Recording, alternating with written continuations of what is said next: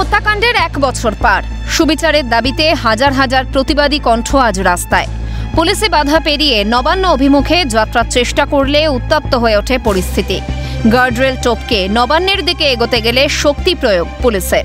প্রতিবাদীদের উপর নির্মমভাবে লাঠিচার্জ করা হয় বলে অভিযোগ। গায়ে পিঠে প্রহারের দাগ স্পষ্ট। ফের একবার ক্ষোভের মুখে পড়তে হলো রাজ্য পুলিশকে। আপনার রক্ত জমে গিয়েছে কিভাবে? অভয়ার বিচার চেয়েছিলাম, বোনের বিচার চেয়েছিলাম, তাই পুলিশ মারলো এভাবে। পিঠেও দেখুন। আজকে তো আমরা কোনো পলিটিক্যাল ইস্যু নিয়ে কিছু করিনি, তাতে কিভাবে লাঠিচার্জ করলো, মাথা ফাটিয়ে দিল ছেলেগুলো। এটা কি আমাদের কাম্য? এই পশ্চিমবঙ্গ আমরা চেয়েছি? সাধু রাজ ফেটে গেছে, যারা আছেন সবাই মার খেয়েছেন, তারা রাজনীতির লোক না তো, এরা সাধু সমাজের। তাদের ওপর মারধর করতে হলো, তাদের ওপর লাঠিচার্জ। এরা তো কেউ রাজনীতির লোক না, সংসার করেন না, কেউ সংসার ত্যাগ করে সাধু হয়েছেন, তাদের ওপর মারধরটা কিসের জন্য?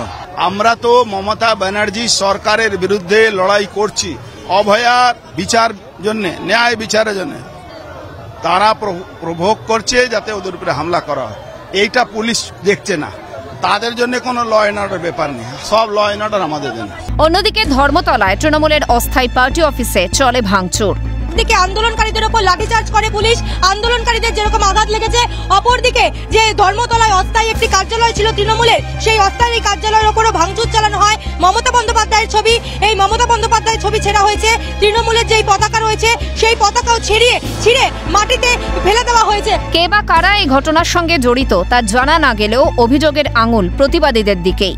বিজেপিকে নিশানা করে কড়া হুঁশিয়ারি তৃণমূল নেতা কুণাল ঘোষের। এর খেসারত কিন্তু বিজেপিকে দিতে হবে, এবং যারা ভেঙেছে যদি ভিডিও থাকে, পুলিশকে অনুরোধ করব যেখানে লুকিয়ে থাকুক, যত গর্তে ঢুকে যাক, ঘাড় ধরে সেগুলোকে বার করে আনতে হবে। তবে মিছিল চলাকালীন রাস্তার উল্টো দিক দিয়ে দেখা যায় তৃণমূলের বাইক বাহিনীকে। অভিযোগ, প্রতিবাদীদের উদ্দেশ্যে কটূক্তি করে তৃণমূলের কর্মী সমর্থকরা।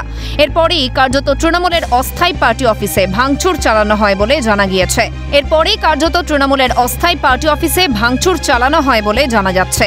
সব মিলিয়ে রাখির দিনে টানটান উত্তেজনা সৃষ্টি হয় ধর্মতলা চত্বরে। ক্যামেরায় জ্যাকি সিং ও নিখিল দাসের সঙ্গে রেশমি দাস ও অভিরূপা হাজরার রিপোর্ট, ক্যালকাটা নিউজ।